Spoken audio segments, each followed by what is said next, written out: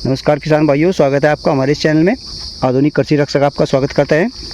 किसान भाइयों, 1-2 दिन में जुलाई का महीना प्रारंभ हो जाएगा और तीसरी लहर की टॉप बोरर इसकी तितलियां निकलनी शुरू हो चुकी हैं। तो किसान भाइयों, यह समय बड़ा चुनौतीपूर्ण रहने वाला है। इस समय पर अगर हमारे गन्ने में नुकसान होता है तो यह सीधा नुकसान हमारे उत्पादन को काफ़ी हद तक प्रभावित करेगा। नए किसान भाइयों से अनुरोध है, कृपया हमारे चैनल को ज़्यादा से ज़्यादा सब्सक्राइब करें और दूसरे किसान भाइयों तक शेयर भी करें। किसान भाइयों, जैसा कि आप देख रहे हैं सामने गन्ने में इस समय जून महीने में गर्मी काफ़ी अच्छी रही और बरसात का भाव रहा। तो इस समय किसान भाइयों, हमारे गन्ने में एक अन्य समस्या एक्रिसाइड, जिनको मकड़ियाँ भी कहते हैं, उनके आप सफ़ेद धब्बे पत्ती पर देख सकते हैं। यह भी हमारे गन्ने के उत्पादन को काफ़ी प्रभावित कर देती है। किसान भाइयों, इसके लिए आप ज़्यादा चिंतित न हो और किसी अच्छे कीटनाशक के साथ साथ आप इसमें सल्फ़र 50 ग्राम प्रति टंकी लगभग 16 से 18 लीटर पानी के साथ मिलाकर स्प्रे कर दें। यह सल्फ़र के प्रभाव से ख़त्म हो जाएगी। और किसान भाइयों, सल्फ़र का आपको अतिरिक्त लाभ भी गन्ने की फसल में मिलेगा। तो दोस्तों, इसके लिए आप ज़्यादा महंगे एक्रिसाइड या मकड़ीनाशक का इस्तेमाल न करें। केवल अपनी सामान्य दवाई लेकर उसमें ही 50 ग्राम पर टंकी या फिर आधा किलो प्रति एकड़ के हिसाब से WDG सल्फ़र 80% वाले का स्प्रे कर दें। इसके साथ साथ आप अगर सल्फ़र नहीं लगाना चाहते, टेबुकोनाजोल और सल्फ़र का जो मिश्रण आता है उसको आप फंगिसाइड के तौर पर भी इस्तेमाल करते हुए इनको कीटनाशक के साथ मिलाकर उससे ख़त्म कर सकते हैं।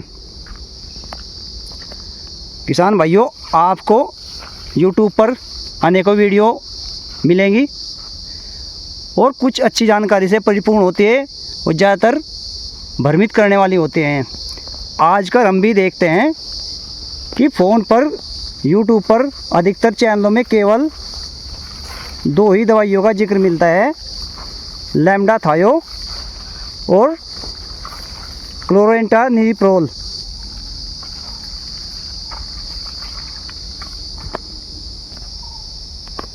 किसान भाई क्रोजन के तौर पर इस्तेमाल करते हैं जिसको, और बार बार चैनलों पर, अलग अलग चैनलों पर दिखाया जाता है कि तितली आने पर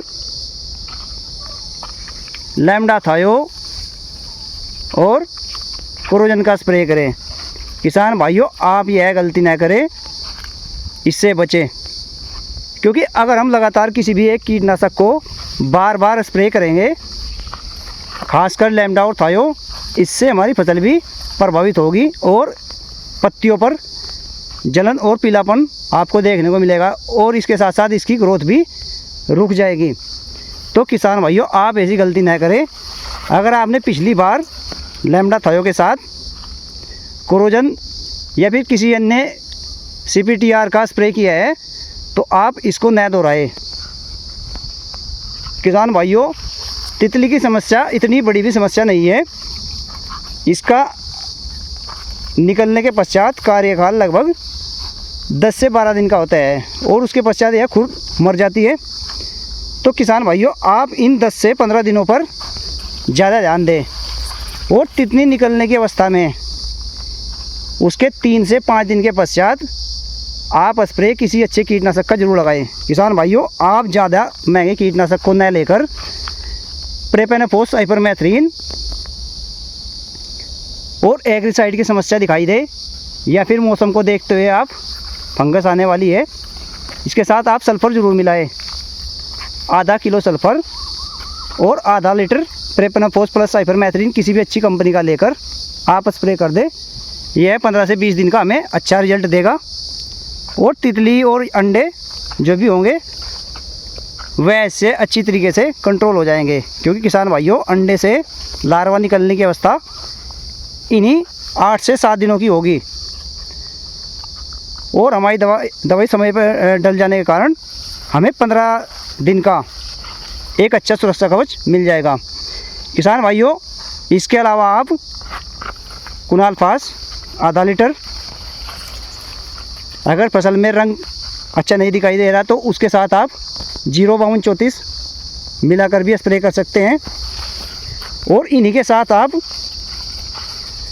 लिक्विड जिब्रेलिक एसिड या फिर डब्बी वाला 5 ग्राम प्रति एकड़ या लिक्विड वाला आधा लीटर प्रति एकड़ के हिसाब से आप मिलाकर स्प्रे जरूर कर दें। इससे फसल कमज़ोर अवस्था की जो फसल है वह अच्छे तरीके से अपना विकास करेगी।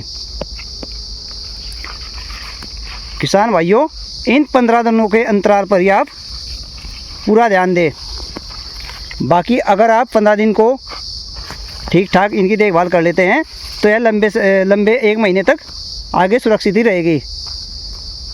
और फिर चौथी लहर इसकी लगभग तिथि निकलने के पश्चात ये मानो कम से कम 1 महीना तक नहीं निकलेंगी। और 1 महीने से 35 दिन के अंतराल पर आप फिर दोबारा फिर इस प्रकार ही किसी अन्य कीटनाशक का स्प्रे करें।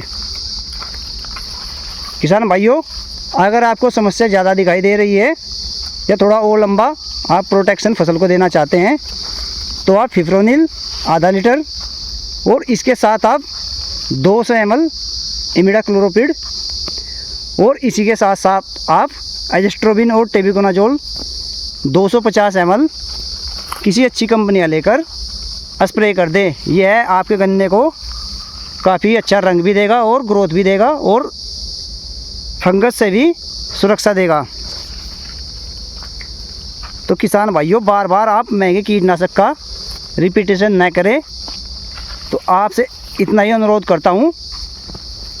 और अच्छे बेहतरीन परिणाम के लिए या फिर जिन किसान भाइयों के खेत के आसपास बाग बगीचे या झाड़ियाँ या फिर इस प्रकार के जंगल हैं जहाँ ज़्यादा समस्याएं तितली की आपको दिखाई देती है, तो वहाँ टोबर की लंबी रोकथाम के लिए आप एमिडा 40% और फिप्रोनिल 40% वाली ड्राई फॉर्म की किसी भी अच्छी कंपनी की 100 ग्राम से 150 ग्राम की मात्रा लेकर आप किसी अच्छे फंगिसाइड के साथ 1 एकड़ पर स्प्रे कर दें। यह आपको लंबे समय तक प्रोटेक्शन देगी।